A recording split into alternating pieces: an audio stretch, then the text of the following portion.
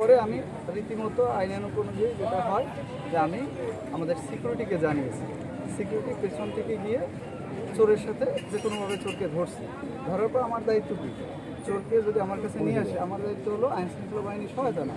আমি সাথে সাথে প্রথমে অধ্যক্ষ মহোদয়কে 2বার ফোন দিয়েছি, স্যারের ফোন বন্ধ দিয়েছি। আমাদের সেক্রেটারি চেয়ার আছে শিক্ষক পরিষদে, স্যার তখন পুরোটাটা ছিল স্যার। পরবর্তীতে আমি ওসি সাহেবকে সাথে সাথে জানিয়েছি। ওসি সাহেব বলছে স্যার যাচ্ছে, আমাদের প্রশাসন লোকজন আছে। তারপর ওনারা আসতে একটু দেরি হওয়ার সাথে আমি 2-3বার আবার ফোন দিয়েছি। তা আমি ওই সময় পুরোপুরি ফোনে ব্যস্ত ছিলাম, মানে বারবার ফোনে আসলে এই বিষয়টা যাতে কোনো বড় বা খারাপ দিকে না যায় আমি চেষ্টা করেছি।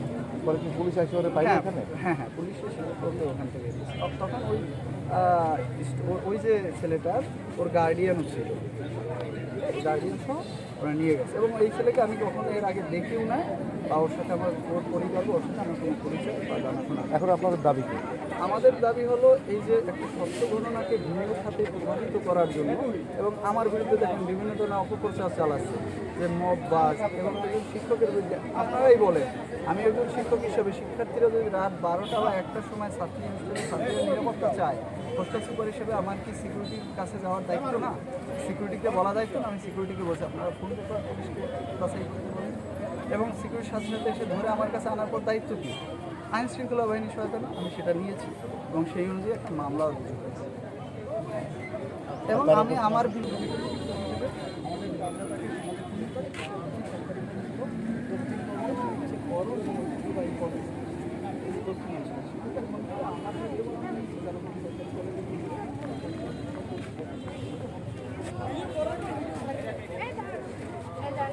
আগের ফুটেজ আছে, ওই ফুটেজ দিয়ে করেন।